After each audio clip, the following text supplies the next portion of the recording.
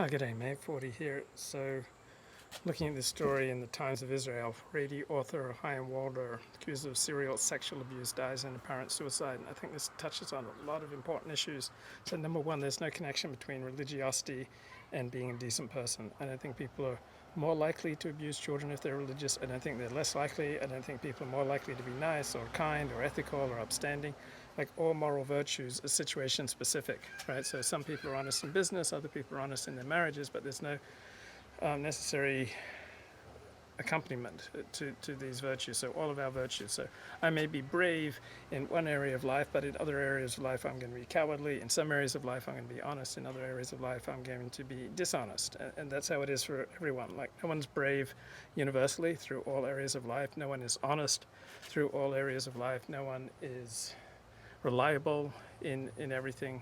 All our virtues are just domain specific. So just because you're religious, that does not correlate with being a mensch, with being righteous, with being upstanding, with being someone who doesn't molest children or married women, right? So Haredi author Chaim Walder, accused of serial sexual abuse, dies in apparent suicide. Celebrated children's writer found dead of gunshot wound by his son's grave in Petah Tikva cemetery a day after fresh accusations came to light. So people will always try to make us choose between our integrity and our relationship with them.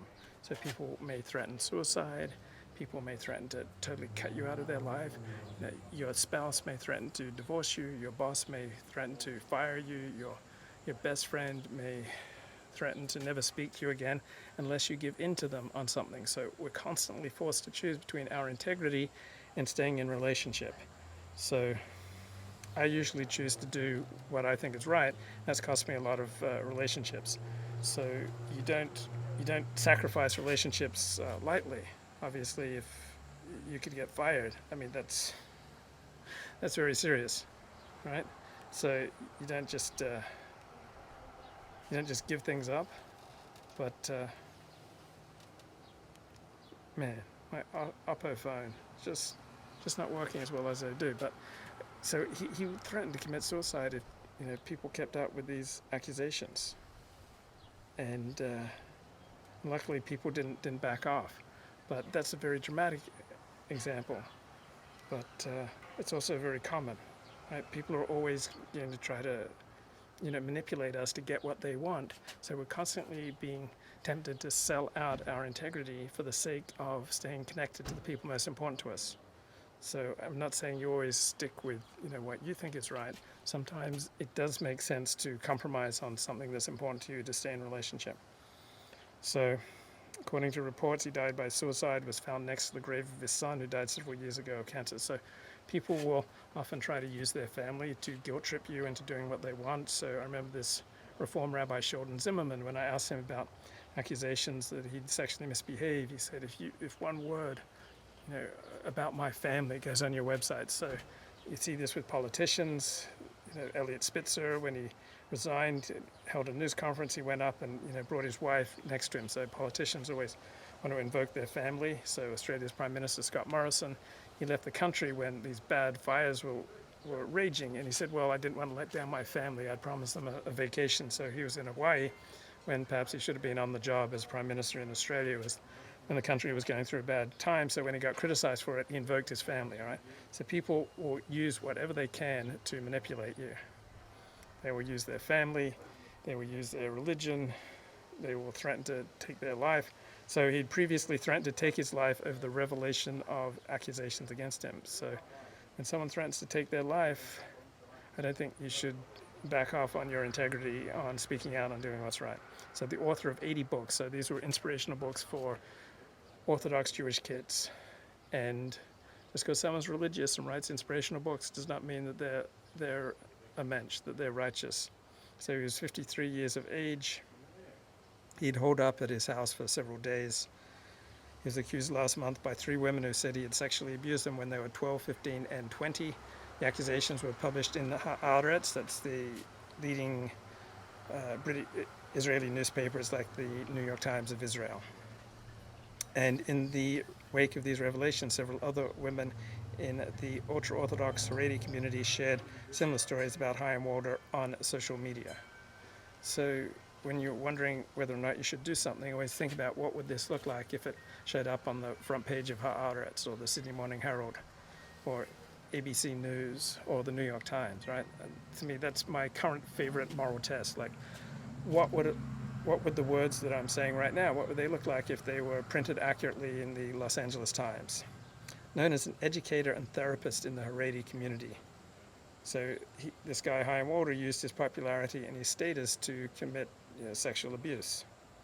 So I have found that the most, g'day Jim, how are you, mate? Good to see you. So I have found that the most charismatic rabbis have been the most morally unreliable, as opposed to the most morally reliable rabbis I have found have tended, generally speaking, to have the least charisma. So a lot of very charismatic people are very dangerous because they essentially, form like cult-like attachments, and people use their power. People have power, they use it.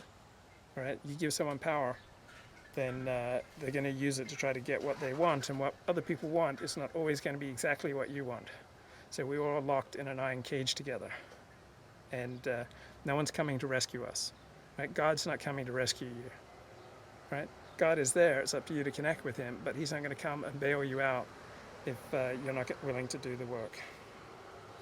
So you ready to go, mate? I'll just go and close up the back gate. Okay, I'm just going to keep sharing my wisdom here on YouTube.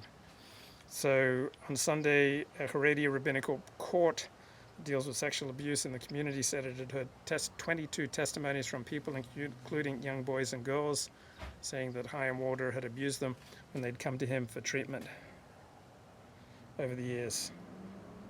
So more and more accusations are coming out about this bloke. So the chief rabbi, Shmuel Eliyahu, heads the court, posted Sunday on Facebook the court found the Chaim Walder guilty of the accusations. Before you go back to the US, make sure you call me, mate. I absolutely will. I expect to be back in Sydney by January 5. And then I expect to leave for the US about 10 days after that. So the Av Beit Din, the head of this court, heard from witnesses who testified to Chaim Walder's adultery with many married women. So there are quite a few rabbis who use their power and influence and charisma to have sex. So I was reading about Rasputin. He had a particularly strong connection with the Russian Tsar's wife, and consequently with the Russian Tsar. And many noble women, married noble women, would have sex with Rasputin to try to get what they wanted in the royal court. So we all usually have some power, and how you wield that reveals your character. Yeah, look forward to getting together, Jim. It's been great to meet you, and thank you so much for your generous hospitality. Always appreciate those 2 mangoes, the first food that I ate on my arrival in Australia. We found him guilty without a doubt, the rabbi wrote, adding that the court had heard from women and girls that he had harmed. There is no doubt these cases are just a small fraction of the evil injury he caused. So someone can be charismatic and inspiring and religious and seemingly God-centered, and they can be an absolute devil in how they treat you. So half of abuse has got to be on the people who get abused, right? Because they're consenting. Chaim Walder was not holding people up at the point of a gun.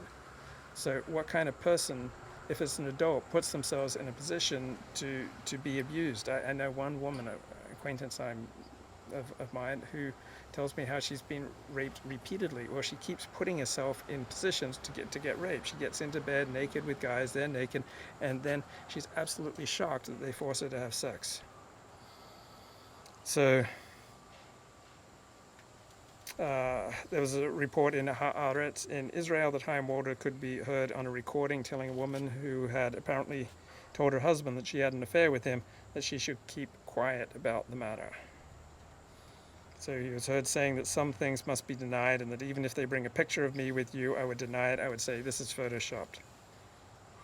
Chaim Walder says if their relationship was made public, I would shoot myself. You should be clear about that. Have no doubt about it, because from my point of view, that is the end of my life. Well, don't allow people to coerce you. Right? If people shoot themselves, that's on them. So you say you fire someone and then they go and kill themselves, that's not on you, that's on them.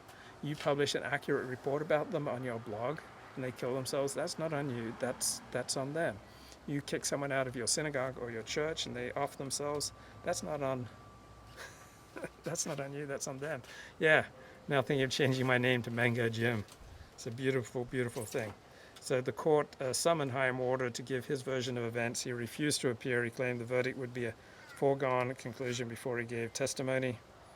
So the police had begun looking into the 22 accusations of assault brought before the court, and Chaim Walder had yet to be questioned by the police about any of the accusations against him. So the media coverage of these sort of stories just totally glosses over the responsibility of these like married women, adult women, who engaged in this quote-unquote sexually abusive behavior. They chose to do it, right? They weren't forced to do it at the point of the gun.